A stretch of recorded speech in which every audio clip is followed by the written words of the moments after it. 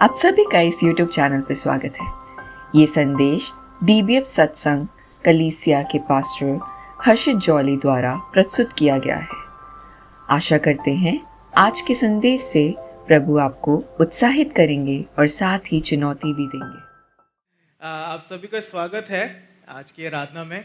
और हम प्रभु का धन्यवाद देना चाहते हैं कि हम सबको ये अवसर मिला है ना। जिस तरीके से स्वप्निल प्रार्थना भी कर रहे थे कि हम सब जो है शहर के अलग अलग कोनों से आए हैं, है ना, और बहुत सारा किलोमीटर से आए हैं।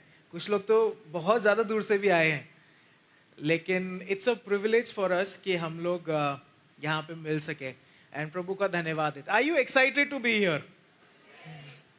ऊपर से नहीं आई आवाज, मुझे लगता है ऊपर से नहीं है कोई भी एक्साइटेड। हाँ, ओ वाह वाह, ग्रेट ग्रेट ग्रेट। सो क्या आप सब तैयार हैं वचन सुनने के लिए? तैयार है? इसे कहते हैं एक्साइटमेंट। मेरे सेंटेंस खत्म होने से पहले यस था। I could say anything. आइए हम प्रार्थना करें और प्रभु का धन्यवाद दें इस समय के। लेकिन एक और बहुत अच्छी चीज़ है, बहुत ही सेलिब्रेशन की बात है हमारे लिए आज। वो ये है कि आज जो इस कलीसिया से एक और कलीसिया शुरू हुई थी ग्रेटर नोएडा के अंदर, आज उस कलीसिया को 1 साल हो गया है ना। Praise God, praise God. प्रभु का धन्यवाद हो, प्रभु को सारी महिमा मिले। सो हमारे जो एल्डर्स हैं, एल्डर्स की एक टीम वहाँ पर है और वहाँ पे उनके साथ आनंद मना रही है। और मैंने पास्टर मानव को बोला था कि एज अ चर्च, सत्संग चर्च भी आपके साथ सेलिब्रेशन में शामिल है और हम प्रार्थना करेंगे, प्रभु का धन्यवाद देंगे और विल जस्ट प्रे कि प्रभु जब ये कलीसिया शुरू हुई है अब ये चलती जाए, बढ़ती जाए और इस कलीसिया के द्वारा पूरा ग्रेटर नोएडा प्रभु को जाने। आमीन। आइए हम प्रार्थना करें। पिता परमेश्वर, हम आभारी हैं आपके कि आप हमारे बीच उपस्थित हैं। हम आभारी हैं प्रभु कि आपने हम सभी को ये अवसर दिया कि प्रभु हम यहाँ पे एकत्र हो सके। और इस समय प्रभु हम अपने आप को नम्र करते हैं, अपने आप को दीन करते हैं आपके सम्मुख, अपने आप को वी ले आवरसेल्फ प्रोस्ट्रेट बिफोर यू। और प्रभु हम बस धन्यवाद देना चाहते हैं कि पूरे ब्रह्मांड का रचने वाला परमेश्वर आज यहाँ पे उपस्थित है। प्रभु हम we are just so glad and we just want to say thank you for that. प्रभु साथ ही हम आपका तहे दिल से धन्यवाद देना चाहते हैं ग्रेटर नोएडा चर्च के लिए। धन्यवाद देते हैं प्रभु कि आज वो अपना 1 वर्ष कंप्लीट कर सके। प्रभु आपका धन्यवाद देते हैं। हर उतार चढ़ाव में प्रभु आप उनके निगहबान रहे। उस कलीसिया को आपने बढ़ाया, उस कलीसिया को प्रोविजंस दिए, रिसोर्सेज दिए, लोगों को लेके आए। और प्रभु धन्यवाद देते हैं कि आज ग्रेटर नोएडा की जो कलीसिया है वो क्षेत्र के लिए आशीष का कारण हो रही है। प्रभु हम as a church we just want to celebrate and we just want to say thank you for that. प्रभु हम आपका धन्यवाद देना चाहते हैं क्योंकि ये जो भी हुआ है ये सिर्फ आपकी ओर से हुआ है और इसलिए प्रभु पूरा क्रेडिट हम आपको देते हैं। लेकिन साथ ही प्रभु एज अ चर्च हम एक मन होके आपसे ये प्रार्थना करते हैं कि ये कलीसिया greater Noida, DBF greater Noida जो है वो क्षेत्र के लिए आशीष का कारण होने पाए। प्रभु हम एक मन होके ये मांगते हैं कि वो कलीसिया जो है बढ़ने पाए, वो कलीसिया में और लोग शामिल होने पाए, वो कलीसिया के द्वारा आपके सेवक निकलने पाए, उस कलीसिया के द्वारा वो क्षेत्र जो है आपके प्रेम को जान सके, सुसमाचार को जान सके और आपको अपना उद्धारकर्ता ग्रहण कर सके। आज हम एक मन होकर आपसे ये मांगते हैं प्रभु। हम धन्यवाद देना चाहते हैं पास्टर मानव के लिए, उनकी फैमिली के लिए, इनफैक्ट पूरी लीडरशिप के लिए ग्रेटर नोएडा की। प्रभु कि आपने उन्हें इस्तेमाल किया और आपसे विनती करते हैं उन सब को आप और बहुतायत से इस्तेमाल करें। प्रभु ये विनती करते हैं प्रभु जी, किसी भी चीज़ की कमी ना होने पाए। प्रभु उस कलीसिया के अंदर ये प्रार्थना करते हैं आप रिसोर्सेज से भरें, गिफ्टेड लोगों से भरें, अलग अलग टीम्स से भरें प्रभु, जिससे उस कलीसिया के द्वारा आपकी किंगडम की ग्रोथ और होने पाए।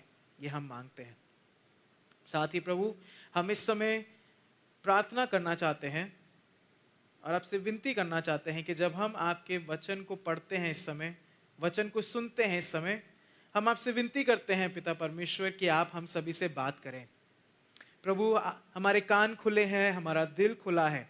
Lord would you speak to us at this time.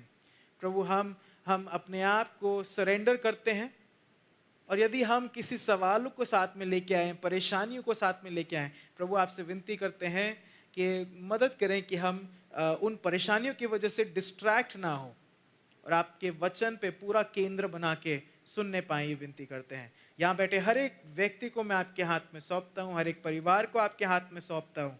होने दें प्रभु, ये वचन का समय हम सब के लिए उत्साह का कारण होने पाए, बढ़ोतरी का कारण होने पाए, ये प्रार्थना करते हैं।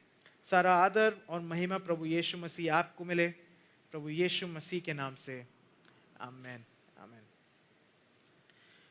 ऑलराइट, सो एक बार की बात है, एक संतरे का बाग का फार्मर था, मतलब एक फार्मर था, और वो जो है उसका एक संतरे का बाग था, उसके पास अच्छा बड़ा बाग था, और ये काफी वृद्ध व्यक्ति था, मतलब इसके नाती पोते थे। सो एक समय की बात है, एक गर्मियों की छुट्टियों में जो है इसके पोता पोती और इसके बेटा बहू जो है इस फार्मर को, किसान को विजिट करने आए। ठीक है, एक गर्मियों की छुट्टियों में जो है इसका परिवार जो है इनको विजिट करने आया, और अच्छा समय रहा बातचीत करने का ना, अच्छा एक हफ्ते के लिए आए। और एक दिन जो है ये किसान ने बोला कि चलो मैं तुम्हें अपने बगीचे लेके चलता हूँ, अपने संतरे के बाग पे लेके चलता हूँ। और उस रीजन में जो है ये संतरे के बागीचे काफी सारे थे, क्योंकि वहां पे ये उगाया जाता था। ठीक है, सो एक दिन ये निकले, अपने नाती पोतों को साथ में लेके चले। ये गाड़ी से जब गुजर रहे थे तो और भी कुछ बाग इनको क्रॉस किए, है ना। तो जब जा रहे थे अपने बागीचे की तरफ, तो और भी जो ऑर्चिड, ऑरेंज ऑर्चिड्स कहते हैं इंग्लिश में, तो और भी ऑर्चिड्स पड़े इनके, और ये लोग देख रहे थे। और इनके जो नाती है, उन्होंने जो है दादा से पूछा या नाना से पूछा, आई थिंक नाती नाना, हाँ नाना से पूछा कि ये सूख क्यों रहे हैं पेड़। तो उनके नाना ने जो है इनको बोला कि बेटा इस सीजन में जो है जो इरिगेशन पंप है हमारा उस रीजन का, वो खराब हो चुका है, तो इसलिए पानी नहीं पहुंच रहा है काफी सारे खेतों में। ठीक है, और साथ ही जो है अगर आप नोटिस करो तो काफी ज्यादा गर्मी हो रखी है, इस वजह से जो है ये पेड़ वगैरह जो है इसलिए सूखते जा रहे हैं और अच्छे नहीं दिख रहे हैं। ठीक है, ये लोग चलते चले गए।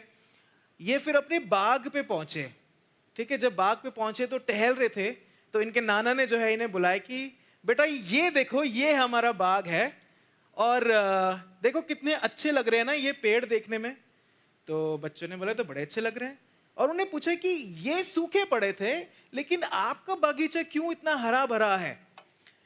तो इनके जो नाना ने बोला, इनके नाना ने बोला कि देखो इसकी वजह ये है, जैसे तुम्हें पता है कि काफी गर्मी हो रखी है, लेकिन जब मैंने इस बागीचे को लगाया था तो शुरुआत से ही मैं इन पेड़ों को जो है कंट्रोल्ड मात्रा में पानी देता था, है ना, कंट्रोल्ड मात्रा में पानी देता था। बाकी जितने भी बागीचे थे वहां पे लोग भर के पानी दे रहे थे, लेकिन क्योंकि मैं इन पेड़ों को कंट्रोल मात्रा में पानी दे रहा था, तो इन्होंने जो है क्या किया, इस कठिनाई के कारण उन्हें नमी की तलाश में और जड़ पकड़नी पड़ी, है ना, क्योंकि उनको पानी कम मिल रहा था। तो जब ये पेड़ बढ़ रहे थे तो इनकी जड़ें जो है और गहराई तक गई नमी ढूंढने के लिए कि जमीन से जो है इनको पानी मिले।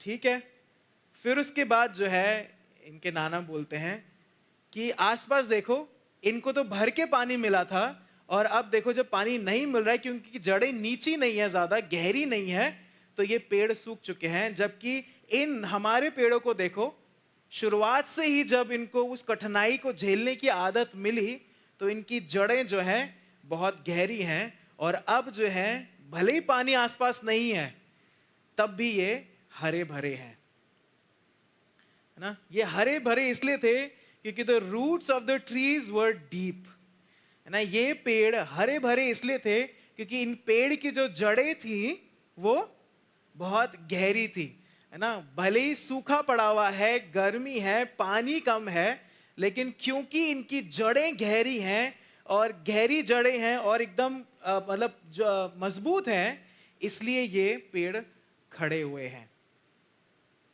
अब आप ये सोच रहे होंगे कि मैंने ये इलस्ट्रेशन क्यों शेयर किया। मैंने इसलिए शेयर किया ये चीज क्योंकि हमारे जीवन में भी जो है, हम सब जितने यहाँ बैठे हैं अपने जीवन में ड्राइनेस, है ना, हीट ऐसे सीजन से होके गुजरते हैं जहां पे हम सफरिंग्स के थ्रू होके गुजरते हैं, है ना। सफरिंग्स को बोलते हैं कष्ट। हम सब अपने जीवन में किसी ना किसी समय में कष्ट से होके गुजरते हैं, है ना। कष्ट अलग अलग रीति के हो सकते हैं, लेकिन कष्ट के समय में हम जो होते हैं हमें पता है ना। कष्ट के समय में हम स्ट्रेस्ड होते हैं। कष्ट जब हमारे ऊपर आते हैं तो हमें गुस्सा आता है। जब कष्ट हमारे ऊपर आते हैं तो हमारे लड़ाई झगड़े हो जाते हैं। कभी कभी कष्ट ऐसे आते हैं हमारे ऊपर कि हमारी जो स्थिरता है, सस्टेनेबिलिटी है, उसके भी वांदे हो जाते हैं। मराठी में बोलते हैं ना, वांदे हो जाते हैं ना। मेरी सस्टेनेबिलिटी, मेरी स्थिरता के भी it gets very tough, it's get very tough. क्या आपने ऐसे सीजन्स महसूस किया अपने जीवन में? ऐसी ड्राइनेस को आपने एक्सपीरियंस किया है कभी? हाँ, ऐसे स्ट्रगल्स को एक्सपीरियंस किया है जहां से आप स्ट्रेस्ड आउट हैं? या फिर अगर मैं इसको और थोड़ा गहराई में जाके पूछूं, क्या यहां पे कोई ऐसा अभी उपस्थित है जो अपने जीवन में ऐसे कष्ट से होके गुजर रहा है या गुजर रही है? मैं चाहता हूं कि हम कुछ क्षण पॉज लें और हम सोचें कि ऐसे समय में, है ना, हम सब, मैं भी इसमें शामिल हूं, हम सब अपने जीवन में सफरिंग से होके गुजरते हैं, कष्ट से होके गुजरते हैं। हम सब अपने जीवन में ऐसे समय से होके गुजरते हैं जहां पे मेरे पे परेशानी आ रही है, मेरे पे स्ट्रेस डाला जा रहा है, मेरे पे लोग लांछन लगा रहे हैं, मेरे पे दोष लगा रहे हैं, पैसे की तंगी है, बीमारी है, बहुत सारे कष्ट से होके मैं कभी कभी गुजरता हूं। आप शायद गुजरे होंगे या गुजर रहे हैं। लेकिन मैं चाहता हूं कि हम कुछ समय शांत रहें और फोन्स को साइलेंट करें। ओके, तो हम कुछ समय शांत रहें और आप सोचें कि जब आप ऐसी परेशानी से होके गुजरे हैं या गुजर रहे हैं, आपका क्या व्यवहार रहता है। जब मैं अपने जीवन में कष्टों से होके गुजरता हूं तो मेरा क्या व्यवहार रहता है? क्या मैं नाराज होने लगता हूं? क्या मैं चिड़चिड़ा होने लगता हूं? क्या मैं एक दूसरे पे कोई लड़ाई झगड़ा करने लगता हूं एक दूसरे के साथ? क्या मैं इधर उधर हाथ पांव मारने लगता हूं?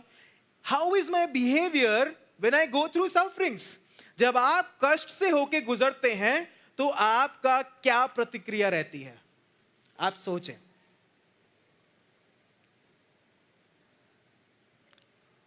और यह भी सोचें कि जब आप ऐसे कष्ट से होके गुजरते हैं तो आपके दिमाग में क्या चल रहा होता है हर समय?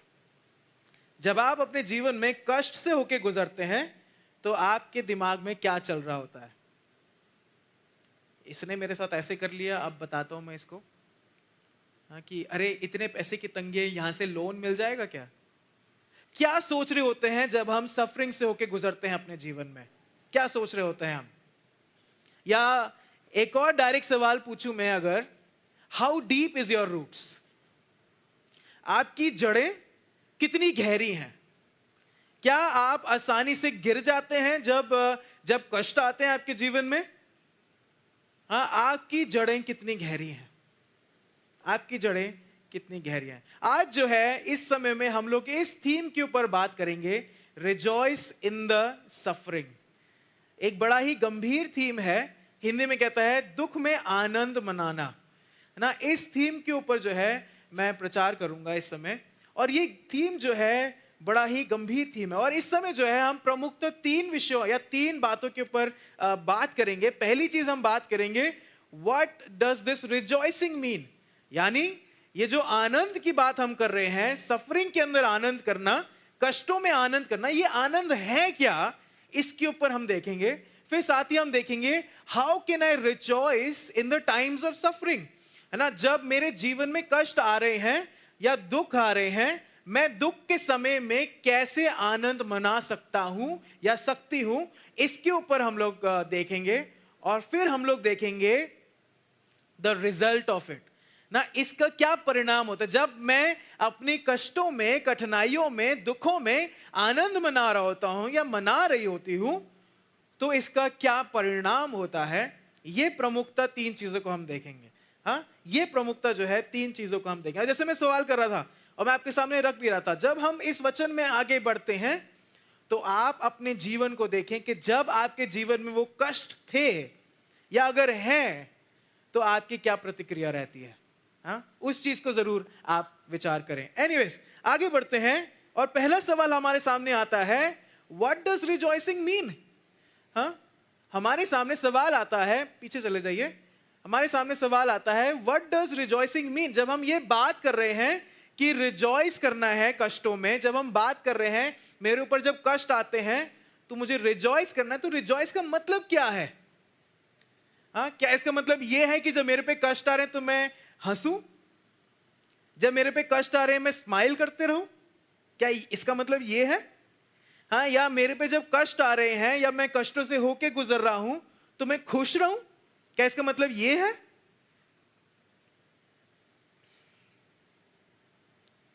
Is it possible to do that? ये सोचिए, ये बताइए पहले।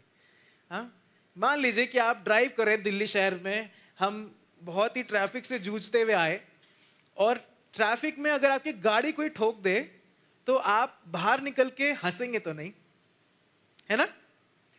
यही होता ना, दिल्ली वाले बोलते हैं मैं तेरे दांत तोड़ दूंगा, यही होता है एक्चुअली। दिल्ली में road rage is actually very serious thing. लेकिन जब हम यहां बात करते हैं मेरे जीवन में जब कष्ट आते हैं तो रिजॉइसिंग का मतलब, is it talking about smiling? Is it talking about being happy? हाँ, फॉर एग्जाम्पल अगर आपके सामने एक और एग्जाम्पल रखूं कि मान लीजिए आप अपने घर में हैं, ये मेरे साथ हो चुका है तो मैं इसलिए इलस्ट्रेशन डाल रहा हूं। आप घर पे हैं और आपको एक फोटो फ्रेम लगाना है, हाँ, आपको कील ठोकनी है, और कील ठोकते समय आपकी उंगली पे कील लग जाए तो आपकी क्या प्रतिक्रिया लगेगी? मतलब इतनी तेज नहीं लगेगी, थोड़ी सी लगती है, लेकिन क्या प्रतिक्रिया रहती है? हाँ, डू यू लाफ कि अरे वाह कील लग गई? हाँ, आप रिजॉइस करते हैं? नहीं करते हैं। फॉर एग्जाम्पल अगर इसका एक और गंभीर एग्जाम्पल दूं, मान लीजिए एज अ फैमिली आपके ऊपर किसी ने गलत कोर्ट केस कर दिया है ना, एक झूठा कोर्ट केस कर दिया है आपके ऊपर किसी ने। हाँ, और आपको पता है कि मैं एकदम से जीत जाऊंगा, लेकिन जब कोर्ट की हियरिंग्स होती है तो साल भर साल चलती जा रही है वो कोर्ट की हियरिंग। हाँ, तो आप क्या करते हैं? Do you rejoice in that time? Of course not, isn't it? अगर हम इसको प्रैक्टिकली देखें, हम में से कोई यहां पे ऐसा नहीं बैठा है जो कष्ट के समय खुश होगा, नहीं होगा ना? अगर आप खुश होंगे तो I think you need a doctor. हम में से कोई यहां पे नहीं बैठा है जो ये बोलेगा कष्ट मेरे ऊपर आ रहे हैं and I am happy. It is practically not possible. हाँ, प्रैक्टिकली अगर देखें it is not possible, because जब हम कष्ट से होके गुजरते हैं, सफरिंग से होके गुजरते हैं, सफरिंग्स मेक्स अस एंग्री, है ना? कष्ट जो है मुझे गुस्सा दिलाते हैं, कष्ट जो है मुझे निराश करते हैं, कष्ट जो है मुझे रुलाते हैं, इजंट इट? आप महसूस करें जब अपने जीवन में आप कष्ट से होके गुजरे, anything, it makes you angry, it makes you sad and it makes you cry. हमारे जीवन के जो कष्ट हैं हमें गुस्सा दिलाते हैं, हमें निराश करते हैं, हमें रुलाते हैं। Then what does rejoicing mean? तब दुखों में आनंद मनाने का मतलब क्या है? अब एक और, इसी जो मैंने हथौड़ी वाला एग्जाम्पल दिया था, उसी एग्जाम्पल को मैं लाके इसको समझाना चाहता हूं कि जब आपने कील ठोक रहे हैं और आपकी उंगली पे लग गई, हैमर जो है, हथौड़ी लग गई आपकी उंगली पे, ठीक है, आप थोड़ी देर अपनी उंगली को ठीक करते हैं and then you finish the work, isn't it? You don't quit that work ना, आप क्विट नहीं कर देते कि अब मुझसे नहीं होगा, अंकिता तुम लगाओ, मैंने बताया नहीं तुम्हें ऐसा हुआ है ना। I don't say that, I have to complete that task.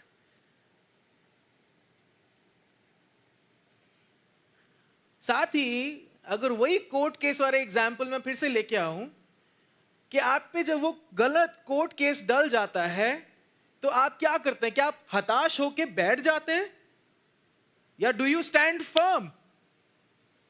हाँ, क्या आप हताश होके, निराश होके, डर के मारे बैठ जाते हैं या आप खड़े रहते हैं? रिजॉइसिंग का मतलब यही है।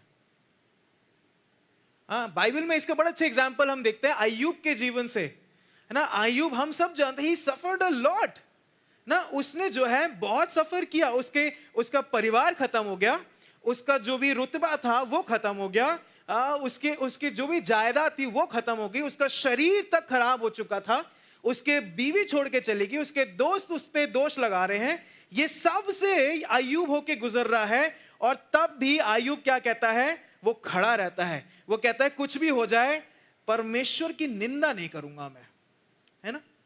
यही पढ़ा है हमने, यही देखा है। तो सवाल आपके सामने रखता हूं मैं, पहला ही चीज कि हम देख रहे हैं, what does suffering mean, rejoicing in suffering mean. आनंद मनाना कष्ट के समय का मतलब क्या है। सवाल यह है आपके सामने, when suffering hits you, do you get frustrated and fall down और डू यू स्टैंड फर्म। हाँ, जब आपके जीवन में कष्ट आते हैं, आप अपने जीवन में सोचें, जब आपके जीवन में कष्ट आते हैं तो क्या आप निराश होकर गिर जाते हैं या फिर मजबूती से खड़े रहते हैं। दोनों जगह पे आप क्या करते हैं, क्या आप निराश होकर गिर जाते हैं या आप मजबूती से खड़े रहते हैं। और इसीलिए जब हम रिजॉइसिंग की बात आते हैं, it is not talking about happiness, it is not talking about smiling, it is not talking about being amazing, बहुत अच्छा लग रहा है मुझे ये कष्ट से होकर गुजरने में। लेकिन रिजॉइसिंग का मतलब है, रिजॉइसिंग इन सफरिंग, हाँ आप लगा दो, rejoicing in suffering means that I don't run away from the situation but I stand firm। Hindi में कहता है, कष्ट में आनंदित होने का अर्थ है कि मैं परिस्थिति से भागता नहीं हूं बल्कि डटकर खड़ा रहता हूं। रिजॉइसिंग का वो मतलब है यहां पे जब हम देखते हैं रिजॉइसिंग का, आनंद मनाने का मतलब यहां पे ये है कि प्रैक्टिकली कष्ट में हम आनंद नहीं मना सकते, लेकिन कष्ट में क्या हम गिर जाते हैं या खड़े रहते हैं, वो है रिजॉइसिंग इन सफरिंग का मतलब। और आप अपने जीवन में जब हम आगे बढ़ते हैं वचन में, तो आप अपने जीवन में अपने आप से सवाल करें कि जब जब मेरे जीवन में कष्ट आया है तो क्या मैं परिस्थितियों से भागा हूं या भागी हूं, या उस परिस्थिति का डट के मैंने सामना किया है, खड़ा रहता हूं उस पर। I know it is tough, मुश्किल है खड़ा रहना ना। तूफान में खड़ा रहना बहुत मुश्किल है, तूफान में खड़ा रहना बहुत मुश्किल है। क्यों? क्योंकि चोट भी लगेगी तूफान में, हम उड़ाए भी जाएंगे, इधर उधर फेंके भी जाएंगे, उसमें खड़ा रहना बहुत मुश्किल है। लेकिन हम आज वचन से देखते हैं कि अगर मुझे उसमें खड़ा रहना है, if I want to rejoice in suffering, तो मैं क्या करूं। अब हम देखते हैं how can I rejoice in suffering. अब हम देखते हैं कि मैं कैसे अपने कष्टों में आनंदित रहूं। और आनंदित का मैंने बता दिया मतलब खड़ा रहना।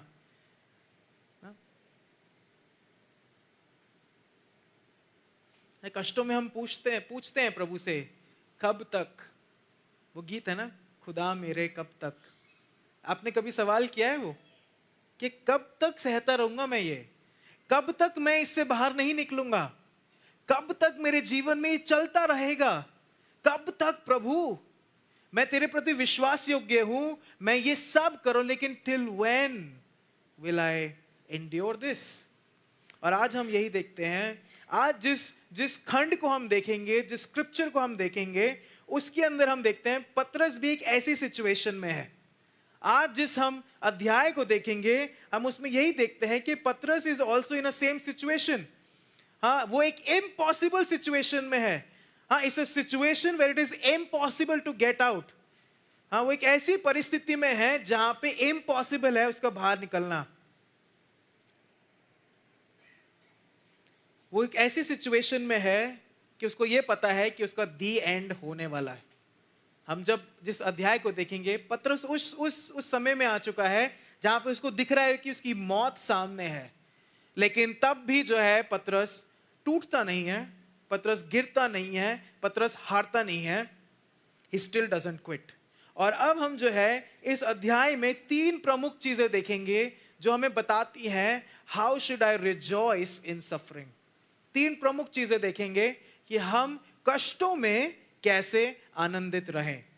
आप मेरे साथ निकाल सकते हैं प्रेरितों के काम उसका 12वां अध्याय उसकी 1 से लेके 19 आयत तक को जो है हम देखेंगे। प्रेरितों के काम 12वां अध्याय उसकी 1 से लेके 19 आयतों तक।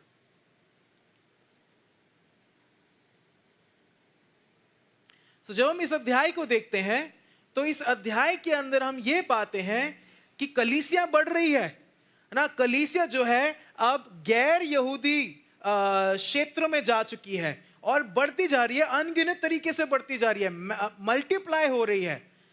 लेकिन जैसे जैसे कलीसिया मल्टीप्लाई हो रही है, कलीसिया के प्रति विरोध भी उसी तेजी से मल्टीप्लाई हो रहा है, हम इसमें देखते हैं। हाँ, और ये जो परसिक्यूशन है ये आम लोगों के द्वारा नहीं हो रहा है, ये पावरफुल लोगों के द्वारा हो रहा है। और इस चीज को जो है हम इस अध्याय में देखेंगे। प्लीज कोई पढ़ दीजिए 1 से लेकर 4 आयत तक।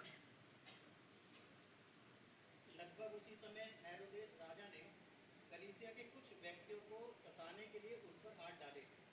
उसने यूहन्ना के भाई याकूब को तलवार से मरवा डाला।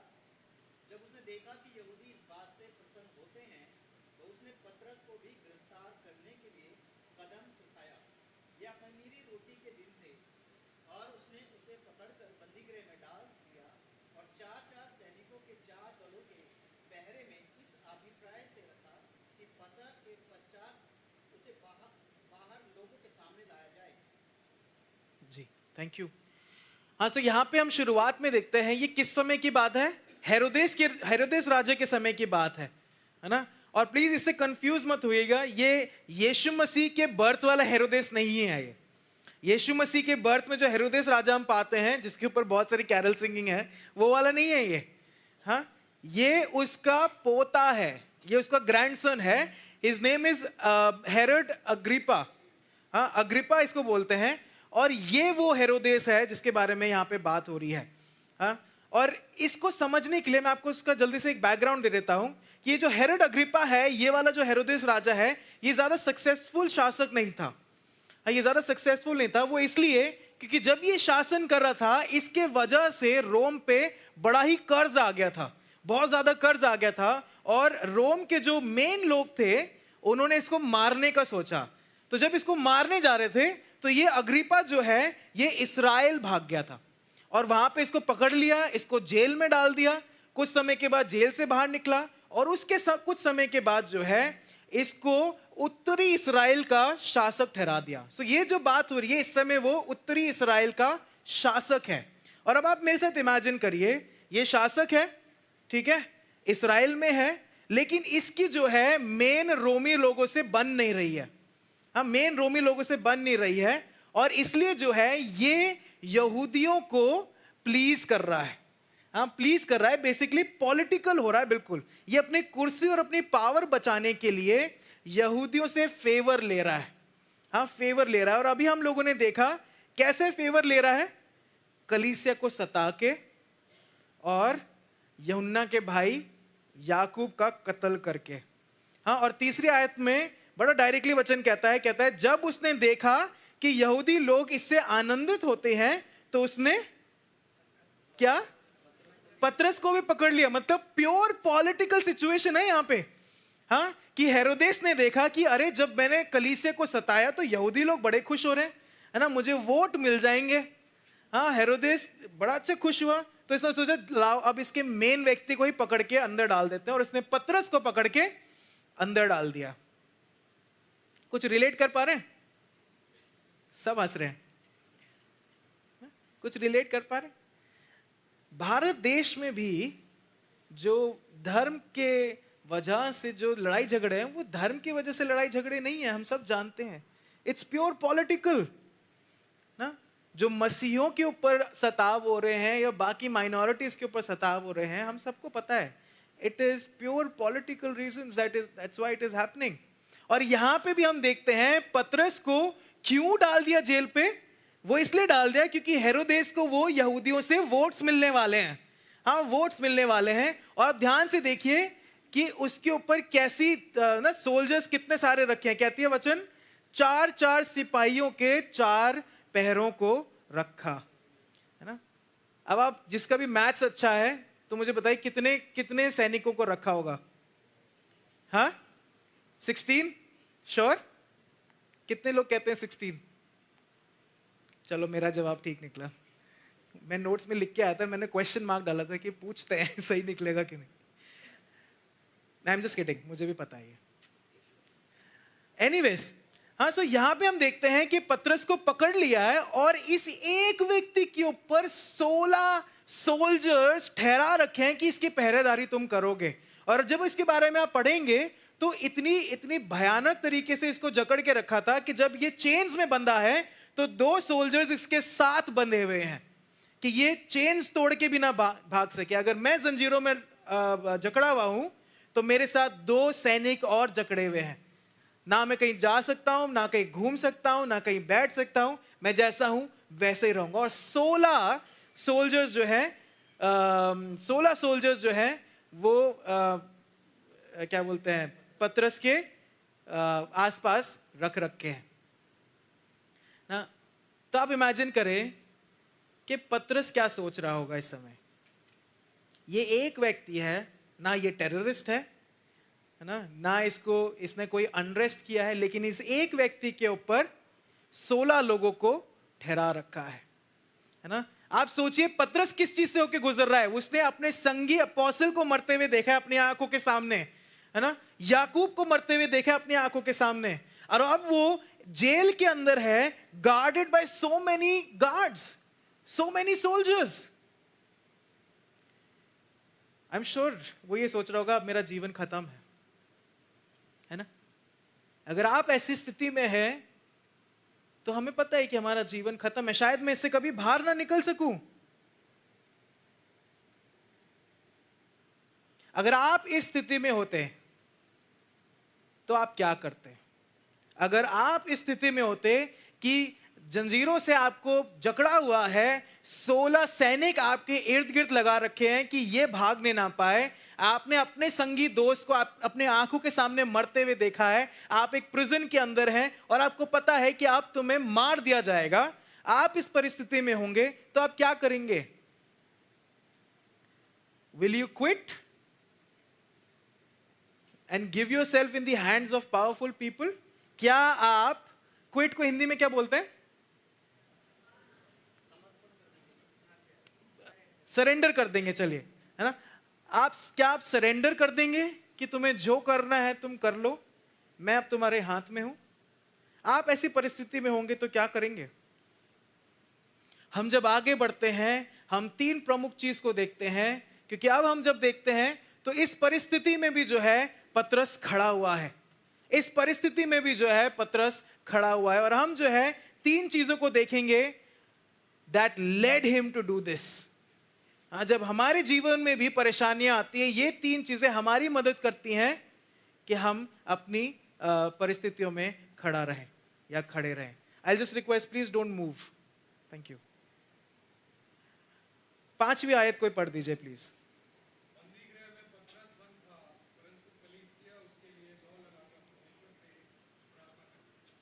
अमेजिंग वर्स ना, अमेजिंग वर्स। पतरस बंदी गृह में है, लेकिन क्या हो रहा है? कलीसिया लौ लगा के प्रार्थना कर रही है, प्रार्थना कर रही है। एंड प्रियो, मैं आपको ये बोलना चाहता हूं, let me be very direct in this, in times of troubles prayer does wonders. मुसीबत के समय प्रार्थनाएं अद्भुत कार्य करती हैं। Have you experienced it? I have experienced it and we all have experienced it. जब हम मुसीबत में होते हैं, जब हम कष्ट में होते हैं, प्रार्थना जब हम करते हैं तब अद्भुत कार्य होते हैं, तब अद्भुत कार्य होते हैं। पहला यूहन्ना 5:14 से 15 जो है बड़ा सुंदर कहता है, आप निकाल सकते हैं। पहला यूहन्ना 5:14-15।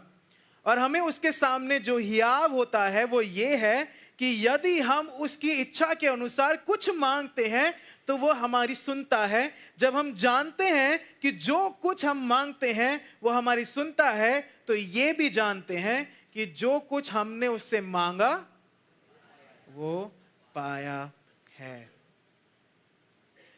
और यहां पे हम वही देखते हैं, पतरस बंदी गृह में है, जेल में है, कलीसिया उसके लिए प्रार्थना कर रही है। And I am sure, I am 100% sure, जेल के अंदर भी पतरस भी प्रार्थना कर रहा है। Do you believe it? है ना? जेल के अंदर पतरस भी प्रार्थना कर रहा है। और मेरे को प्लीज अब ध्यान से सुनिएगा मैं क्या बोल रहा हूं। मैं ये कह रहा हूं, in times of suffering prayer gives us hope and courage to keep standing. दुख के समय में प्रार्थना हमें खड़े रहने की आशा और साहस देती है। आमीन। हमारे दुख के समय में प्रार्थना जो है हमें खड़े रहने की आशा और साहस देती है, साहस देती है। लेकिन एक इंपॉर्टेंट विषय इसके अंदर आता है, वो ये आता है कि प्रेयर इज अ डिसिप्लिन। प्रार्थना जो है एक डिसिप्लिन है। इसका मतलब यह है, अगर आप अपने नॉर्मल जीवन में, नॉर्मल स्थिति में अगर प्रार्थना नहीं करते हैं, तो जब आपके ऊपर कष्ट आएंगे तब भी आप प्रार्थना नहीं करेंगे। अगर मैं इसको एक्सप्लेन करूं, अगर आप नॉर्मल स्थिति में जब सब अच्छा चल रहा है, अगर उस समय प्रार्थना में समय नहीं बिताते हैं, तो जब आपके जीवन में कष्ट आते हैं तब आप प्रार्थना करने से पहले पैसा ढूंढेंगे, प्रार्थना करने से पहले लोग ढूंढेंगे, प्रार्थना करने से पहले जैक लगाएंगे, प्रार्थना करने से पहले अपनी सिचुएशन बदलने की कोशिश करेंगे। आमीन। वो जिन्होंने आमीन बोला वो करते हैं। हाँ, क्या करते हैं हम? Prayer is a discipline. ये बहुत इंकरेजिंग है ना सुनना कि जब हम प्रार्थना करते हैं तो कार्य सफल हो जाते हैं, ये बहुत इंकरेजिंग है। लेकिन if you don't have a discipline of prayer, this is impossible, this will never happen. और इसलिए मैं आपके सामने सवाल रखता हूं, when was the last time you spend time in prayer? वो आखिरी समय कब था? वो कब समय था जब आपने प्रार्थना में समय बिताया? प्रार्थना में समय बिताया। कल हम लोग एज लीडर्स, हम लोग लीडरशिप कॉन्फ्रेंस में थे डीबीएफ के, बड़ा ही अच्छी थी और बड़ा ही अच्छा प्रार्थना के बारे में जो है वक्ता थे, उन्होंने बोला कि आजकल ये बात चलती ना, prayer should be qualitative not quantitative. यही था ना, यही हम लोग बात करते हैं। एंड बड़ा अच्छा कहा था कि ये गलत है। अगर आपकी क्वांटिटेटिव प्रेयर नहीं है तो क्वालिटेटिव प्रेयर भी नहीं होगी। अगर आप प्रार्थना ज्यादा नहीं कर रहे हैं तो प्रार्थना की quality will be, thank you Jesus for this food, bless this food, Jesus name amen. You know, ये हमें जब भूख लगती है तब हम प्रार्थना करते हैं, जब खाना सामने होता है, and we can not. But you know what I am saying, prayer is a discipline. प्रार्थना करना एक डिसिप्लिन है। अगर आप अपने नॉर्मल स्थिति में प्रार्थना नहीं कर रहे हैं, तो जब कष्ट आएंगे तब आप प्रार्थना छोड़ के सब करेंगे, और जब कुछ नहीं होगा तब प्रार्थना करेंगे। And God is like, I am there. तेरा पैसा तुझे नहीं बचा सकता, तेरे लोग तुझे नहीं बचा सकते, तू परिस्थिति कितनी बदल ले, it is impossible. I am your God. Why don't you come to me first? मेरे पास क्यों नहीं आते हो पहले? और इसीलिए पहली चीज जो है हम देखते हैं, how can I rejoice in my sufferings? मैं अपने कष्टों में खड़ा कैसे रह सकता हूं? पहली चीज ये है, having a discipline to pray daily. प्रतिदिन प्रार्थना करने का अनुशासन रखना। प्रतिदिन प्रार्थना करने का अनुशासन रखना। आप अपनी परिस्थितियों में खड़ा तभी रह सकते हैं अगर आपका अनुशासन है रोज प्रार्थना करने का। Very simple, isn't it? ये तो संडे स्कूल में सीखते हैं, लेकिन दैट्स वेरी इंपॉर्टेंट। आइए आगे बढ़ते हैं। 6 से 11 आयत प्लीज पढ़ दीजिए कोई। जिस रात्रि हेरोदेस उसे बाहर लाने वाला था, पतरस 2 जंजीरों से बंधा हुआ 2 सैनिकों के बीच में सो रहा था, और प्रहरी द्वार पर बंदी गृह की रखवाली कर रहे थे। और देखो, प्रभु का एक स्वर्गदूत एकाएक प्रकट हुआ, और उस ओटरी में ज्योति चमकी, और उसने पतरस की पसली पर हाथ मारकर उसे जगाया और कहा, जल्दी उठ। और उसके हाथों से जंजीरें गिर पड़ी। नहीं, 11 तक। सरदूत ने उससे कहा, कमर बांध और अपने अपने जूते पहन ले। उसने वैसा ही किया। फिर उसने उससे कहा, अपना वस्त्र पहन मेरे पीछे आ। वह बाहर निकला और उसके पीछे पीछे चलता गया, परंतु उसकी समझ में यह नहीं आ रहा था कि जो कुछ सरदूत कर रहा है दर्शन देख रहा हूँ। और जब मैं पहले पहले और दूसरे पहरे से निकल कर लोहे के उस फाटक पर आए जो नगर की ओर जाता है, तो वह उनके लिए अपने आप खुल गया। वह बाहर निकलकर एक गली में होकर चले और तुरंत स्वर्गदूत उसे छोड़कर चला गया। जब पतरस सचेत हुआ तो उसने कहा, अब मैं निश्चय पूर्वक जान गया हूँ कि प्रभु ने अपना स्वर्गदूत भेजकर मुझे हेरोदेस के हाथ से छुड़ा लिया और यहूदियों की सारी आशाओं पर पानी फेर दिया। अमेजिंग। यहाँ पे लूका जो है हमारे सामने पतरस की परिस्थिति रख रहा है ना। आप देख पा रहे हैं, अगर पढ़ा है उसको ध्यान से और आपने इसकी एक इमेज क्रिएट करी है। Peter is not in a good condition. पतरस जो है जेल के अंदर अच्छी स्थिति में नहीं है। अगर आपने ध्यान से पढ़ा है तो वो नंगा है वहां पे। He doesn't have clothes. He doesn't have clothes and of course जेल में है तो जरूर उसकी पिटाई हुई है ना, उसको फिजिकल बीटिंग मिली है। लेकिन वो नंगा क्यों है? वो इसलिए है क्योंकि फिजिकल बीटिंग भी मिली है और इमोशनल बीटिंग भी मिली है। हाँ, क्योंकि नंगापन का मतलब ये है कि अब तुम कुछ भी नहीं हो हमारे सामने। हाँ, जो चीज तुम्हें छुपा सकती है, तुम कुछ भी नहीं हो हमारे सामने। सो पतरस जो है बड़ी बुरी हालत में है। हाँ, पतरस जो है बहुत ही बुरी हालत में है। उसकी परिस्थिति लूका हमारे सामने एक इमेजरी बना के रखता है। और इसलिए मैं आपके सामने भी एक चीज रखना चाहता हूं। मुझे नहीं पता कि आप इस समय किस सिचुएशन से फेस होके गुजर रहे हैं। I don't know what situation you are facing. आप शायद इमोशनली स्ट्रगल कर रहे होंगे। इमोशनली शायद आप फैमिली इश्यूज को लेकर स्ट्रगल कर रहे होंगे, फाइनेंशियल इश्यूज को लेकर स्ट्रगल कर रहे होंगे, रिलेशनल इश्यूज को लेकर स्ट्रगल कर रहे होंगे। You might be suffering a lot. You might be even praying, है ना। अपनी परिस्थितियों में शायद आप प्रार्थना भी कर रहे होंगे। हाँ, या प्रभु से प्रार्थना में ये भी मांग रहे होगे, प्रभु मैं तेरे प्रार्थना कर रहा हूं, ये द्वार बंद पड़ा है, प्लीज इसे द्वार को खोल दो। हाँ, क्योंकि बहुत बहुत हो चुका है मेरे साथ, अब मैं और नहीं झेल सकता हूं या नहीं झेल सकती हूं, मेरे साथ बहुत हो चुका है, ये दरवाजा कब खुलेगा प्रभु। लेकिन आप इस वर्ष में ये जो पूरा खंड 6 से 11 हमने पढ़ा है, एक चीज जरूर नोटिस करें। लिखता है जब हेरोदेस ने उसे लोगों के सामने लाने को था उसी रात, ये लिखा है ना, जब हेरोदेस उसे लोगों के सामने लाने को था उसी रात the angel of the Lord केम।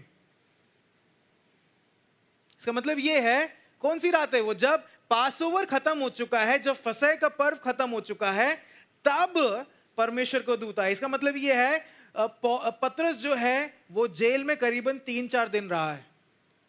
3-4 दिन वो अपनी सिचुएशन में रहा है। और अगर आप उस सिचुएशन को सोचें, महसूस करें, 3-4 दिन उसके लिए 3-4 साल के बराबर है। 3-4 साल के बराबर है ना। हमारे जीवन में जब कठिनाई आती है, हमारे जीवन में जब कष्ट आते हैं, तो हम लोग प्रार्थना में करते हैं, lord you do it now, करते हैं ना। हम जब क्या बोलते हैं, डिजीज से होकर गुजरते हैं, हम बोलते हैं lord you do it now. We demand lord you do it now, I need it now, मुझे अभी चाहिए। बट एक चीज याद रखिएगा, God has his own time of rescuing us. God has his own time in rescuing us.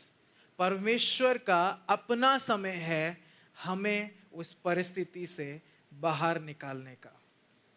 परमेश्वर का अपना समय है।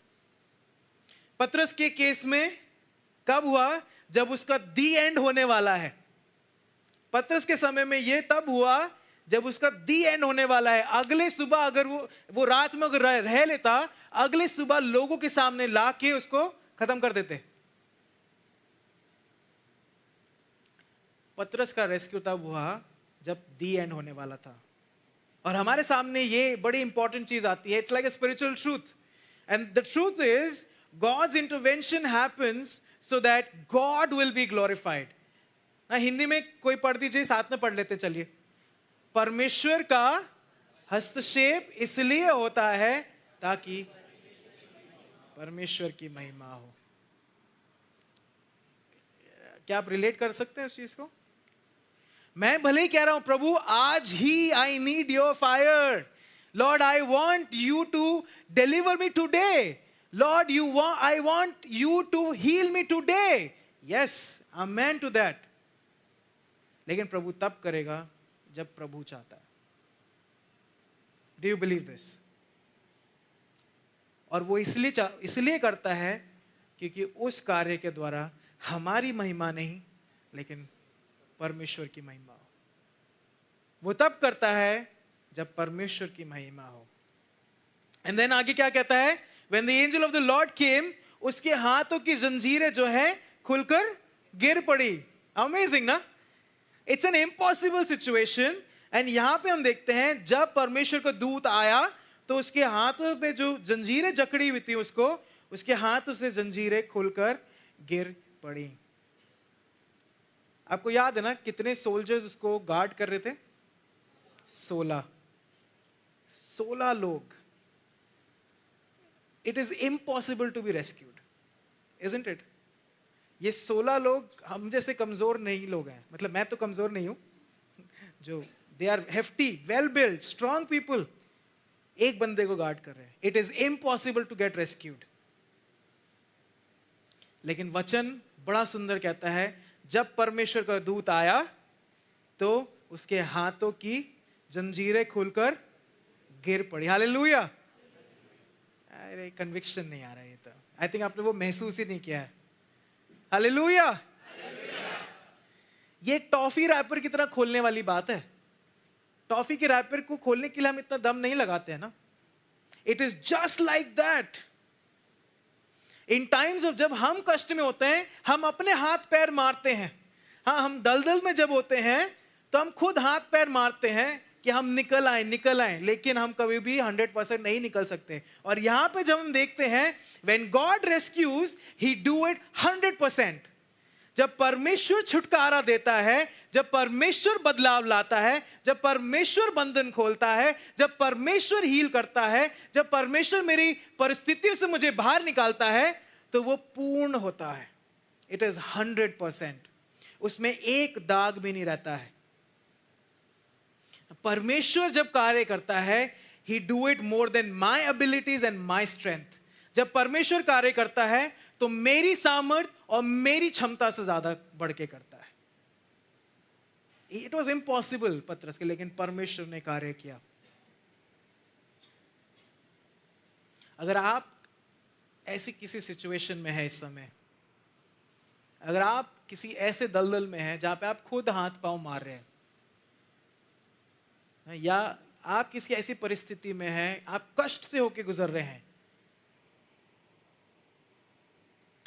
then God wants to tell you this। Bhajan Samhita 46:10, Psalm 46:10। चुप हो जाओ और जान लो कि मैं प्रभु हूं। चुप हो जाओ और जान लो कि मैं प्रभु हूं। दिल्ली भाषा में अगर मैं बोलूं, shut up and know that I'm God।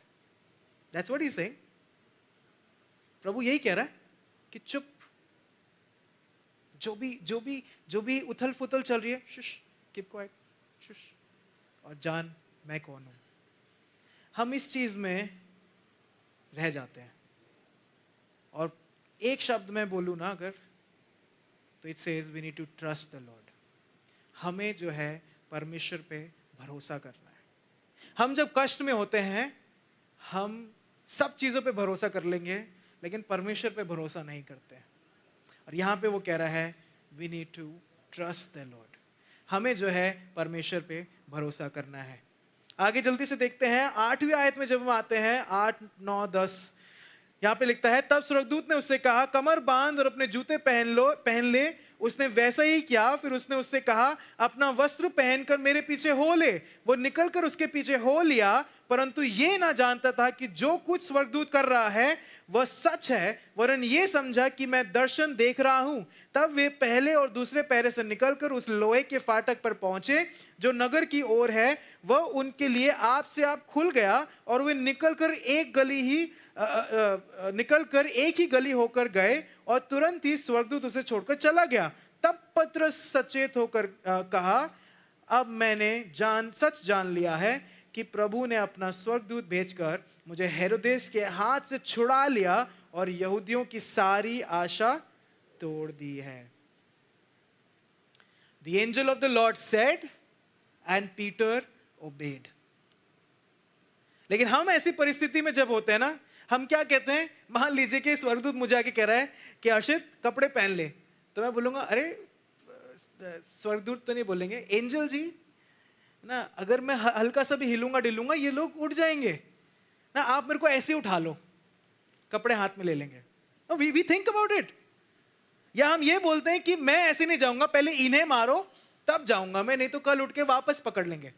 We do it right, है ना? हम खुद बोलते हैं कि ये करो, but notice a very beautiful statement, उसने वैसा ही किया, उसने वैसा ही किया। बड़ा अच्छा वचन हमारे सामने आता है, नीति वचन 3:5 से 6, Proverbs 3, 5 and 6. This was the first verse जो मैंने याद करी थी बचपन में, अभी तो याद है, बचपन में जब याद करी थी। नीति वचन 3:5 से 6 कहता है, तू अपनी समझ का सहारा ना लेना, वरन संपूर्ण मन से यहोवा पर भरोसा रखना, उसी को स्मरण करके सब काम करना, तब वह तेरे लिए सीधा मांगेगा। बड़ा डायरेक्टली कहता है वचन, और मेरे को ध्यान से सुनिएगा मैं क्या कह रहा हूं। जब हम परेशानी से होके गुजर रहे होते हैं, उस समय हमें अपनी समझ का सहारा ना लेते हुए चुप और शांत रहे कि यह जानना जरूरी है कि यीशु मसीह प्रभु है और संपूर्ण मन से उस पर भरोसा रखना चाहिए। यह हमारे लिए है।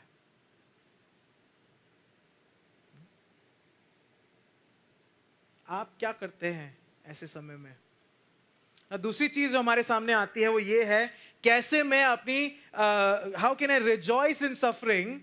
दूसरी चीज आती है, trusting and obeying the Lord and his word. प्रभु और उसके वचन पर विश्वास करना और उसका पालन करना। यह दूसरी चीज है जिसके द्वारा मैं अपने कठिनाइयों में, अपने कष्टों में खड़ा रह सकता हूं। क्या कहता है? Trusting and obeying the Lord and his word.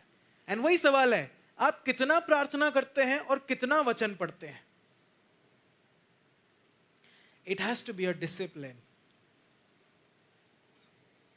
आगे बढ़ते हैं, तीसरी चीज पे हम आते हैं 12 से लेकर 17वीं आयत में। एंड ब्यूटीफुल कहता है, ये जानकर वह उस यूहन्ना की माता मरियम के घर आया जो मरकुस कहलाता है। वहां बहुत से लोग इकट्ठे होकर प्रार्थना कर रहे थे। जब उसने फाटक की खिड़की खटखटाई तो रूदे नामक एक दासी देखने को आई। पतरस का शब्द पहचान कर उसने आनंद के मारे फाटक न खोला, परंतु दौड़कर भीतर गए और बताया कि पतरस द्वार पर खड़ा है। उन्होंने उससे कहा, तू पागल है? परंतु वह दृढ़ता से बोली कि ऐसा ही है। तब उन्होंने कहा, उसका स्वर्गदूत होगा। परंतु पतरस खटखटाता ही रहा, अतः उन्होंने खिड़की खोली और उसे देखकर चकित रह गए। तब उसने उन्हें हाथ से संकेत किया कि चुप रहें और उनको बताया कि प्रभु किस रीति से उसे बंदीगृह से निकाल लाया। फिर कहा, याकूब और भाइयों को यह बता देना। तब निकलकर दूसरी जगह चला गया।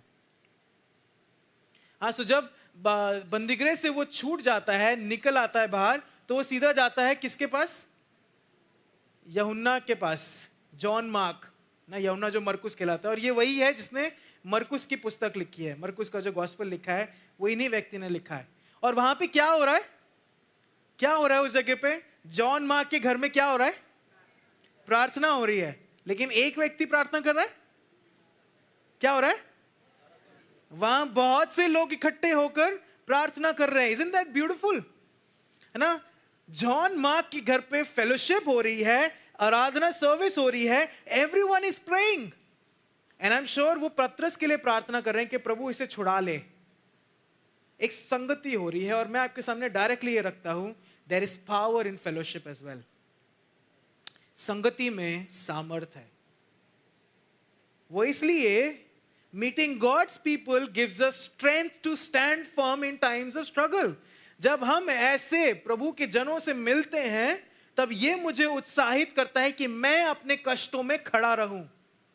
जब हम संगति में मिलते हैं एक साथ, जब हम प्रार्थना में मिलते हैं, एक साथ संगति करते हैं, शेयर करते हैं, एक दूसरे के साथ अपना जीवन बांटते हैं, ये वो समय है जहां पे मुझे मदद मिलती है कि मैं अपने कष्टों में खड़ा रह सकूं।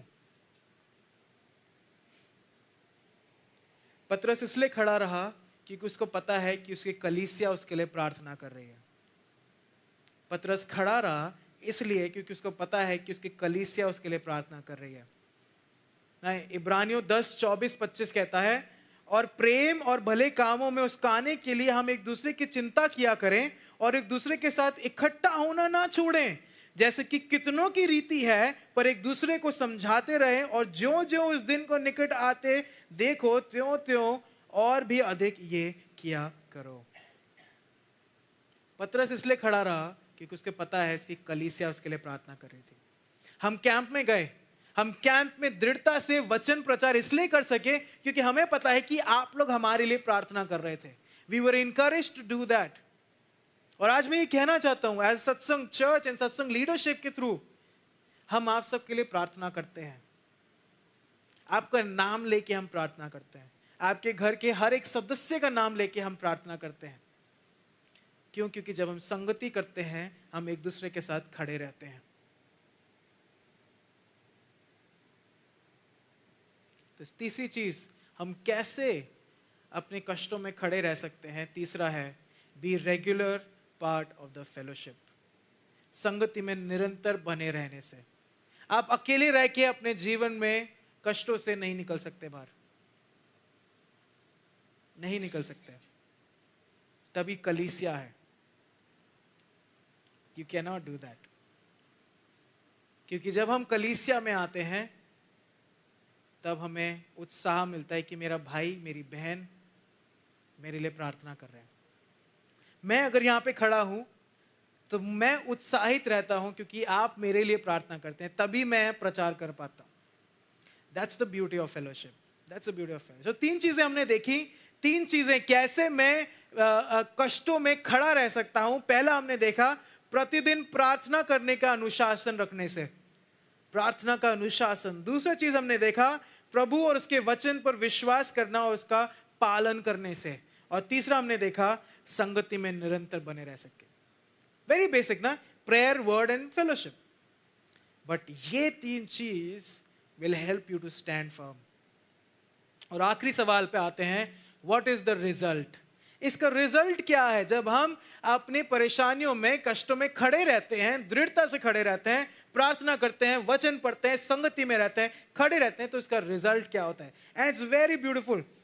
18 और 19 आयत कहता है, भोर को सिपाहियों में बड़ी हलचल मच गई कि पतरस कहां गया, वह पतरस को क्या हुआ?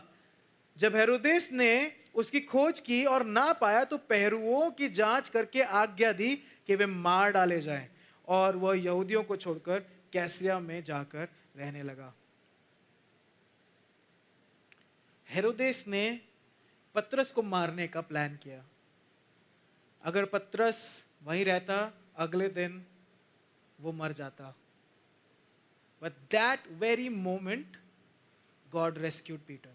उसी समय जो है परमेश्वर ने पतरस को छुड़ा लिया। और अगर आपने नोटिस किया, विफल हो गया काम ना। वचन जो है हमारे जीवनों के लिए बड़ा ही डायरेक्ट कुछ चीजें कहता है। पहला पतरस 5:8 अगर आप लिख रहे हैं तो ये लिख सकते हैं, इट इज वेरी ब्यूटीफुल। सचेत हो और जागते रहो, क्योंकि तुम्हारा विरोधी शैतान गर्जने वाले सिंह के समान इस खोज में रहता है कि किसको फाड़ खाए। यूहन्ना 10:10 कहता है, चोर किसी और काम के लिए नहीं परंतु केवल चोरी करने और घात करने और नष्ट करने को आता है। मैं इसलिए आया कि वे जीवन पाए और बहुतायत का जीवन पाए। शैतान जो है wants to destroy your life। शैतान जो है आपके जीवन को तबाह करना चाहता है। वो आपकी शांति को भंग करना चाहता है, आपकी खुशी को छीनना चाहता है, आपको प्रॉब्लम से भरना चाहता है। बट दैट वेरी मोमेंट, जब आप घुटने टेक के प्रार्थना करते हैं, जब आप वचन पढ़ते हैं, जब आप संगति करते हैं, जब आप स्टैंड फर्म रहते हैं, जब आप खड़े रहते हैं, the schemes of enemy fail. Hallelujah. जब आप ये करते हैं, जब आप खड़े रहते हैं, तो दुष्ट के कार्य विफल हो जाते हैं, विफल हो जाते हैं. So the result of rejoicing in the suffering, है ना, कष्टों में खड़े रहने का रिजल्ट ये है, शत्रु की योजनाएं विफल हो जाती हैं. शत्रु की योजनाएं विफल हो जाती हैं. अगर आप इस समय किस कष्ट से होके गुजर रहे हैं, तो ये चीजें जरूर याद रखें. You can not lose. आप टूट नहीं सकते, गिर नहीं सकते. आपको खड़ा रहना जरूरी है. और खड़े आप तभी रह सकते हैं जब आप प्रार्थना कर रहे हैं, वचन पढ़ रहे हैं, संगति कर रहे हैं. और जब आप ये करते हैं तो चाहे कोई भी खड़ा हो जाए आपके सामने, वो हारेगा ही.